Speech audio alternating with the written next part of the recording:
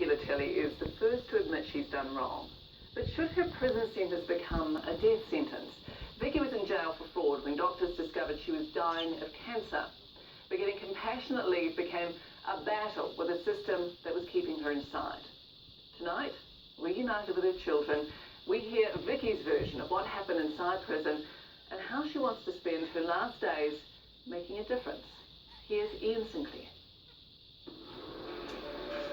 Although we've all made mistakes, we're still human beings and deserve to be treated like human beings.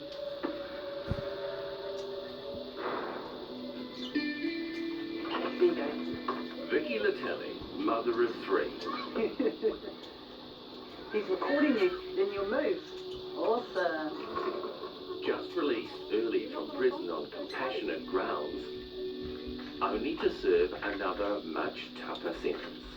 The doctors have said to me that the type of cancer that I have is an aggressive form of gastric stomach cancer. How old are you now? Just turned 36 last 36. Monday. That's young to have cancer, isn't it? Yeah. But the release from prison didn't come easily. There was argument against it. Vicki was serving 3 years and 2 months for mortgage fraud. You were convicted of 10 convictions of false documents. Yeah. Plus, the court found you took $500,000. We spoke to somebody who bought a property off you as well just this morning. He said he's sorry about your condition, but he still believes that you committed an offence, therefore you should serve your time for that. Yeah. What's your response to that? First of all, to everybody that bought a house during that time and on those convictions that I was convicted of, I am deeply sorry. I know now what I did, the way I did it was wrong.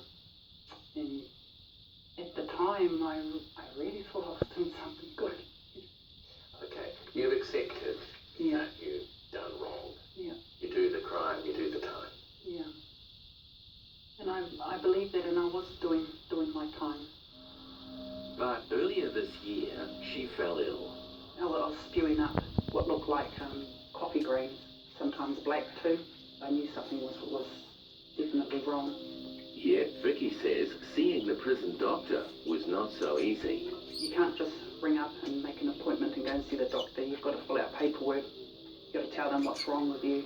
Then you put it in the post, and then they come and collect it, and then they'll get back to you within 7 days. Even then, her problems were far from over. Sunday has obtained Vicki's medical records, and they show prison doctors diagnosed her illness first as heartburn, then an ear infection. It was one of the prison guards that said to the medical team, she's to go to hospital, there's something wrong with her. I mean, the people themselves, the guards, even the nurses, all good people, but it's the process and the system and that you have to go through. I mean, just 7 weeks, 8 weeks to get me to a hospital. So let me just get straight. You had the symptoms of cancer for 7 or 8 weeks before you got treated for it. Yeah. Could that have made a difference? We'll never know. Could it have saved your life? We'll never know, but I would have liked to have had that opportunity. And the verdict, once she got to Middlemore, that it was possibly cancer. They removed my stomach, and then 4 days later, they confirmed that it was terminal. I've been only given 6 months to live. tough, with 3 kids at home. So how did you feel about you being inside with, let's be blunt, a death sentence, and them outside, separated from you? It's just heartbroken. All I could think about was my children. Vicki applied for compassionate release, but corrections opposed it. This despite submissions from Middlemore staff that a correctional facility is unlikely to provide adequate health care. This broke me. What I'm told is that you're only granted compassionate leave once you're 2 to 3 days away from dying, and then you get released to hospice to die, really. I didn't want my children to see me like that.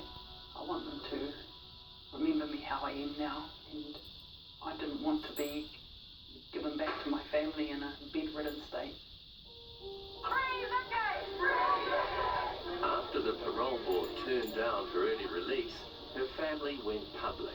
I'll never forget the support and love from not just the outside, but the support and love that I received from murderers, from arsonists, from violent people that was in support of me going home.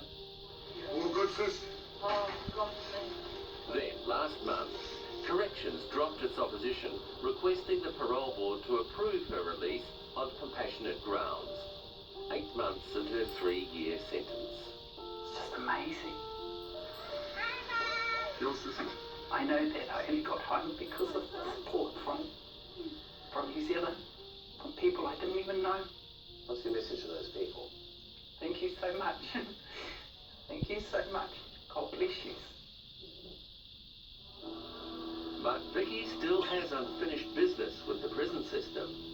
I'd say that is the biggest problem that the prison have, is their communication. The left doesn't know what the right's doing, and therefore it's just chaotic.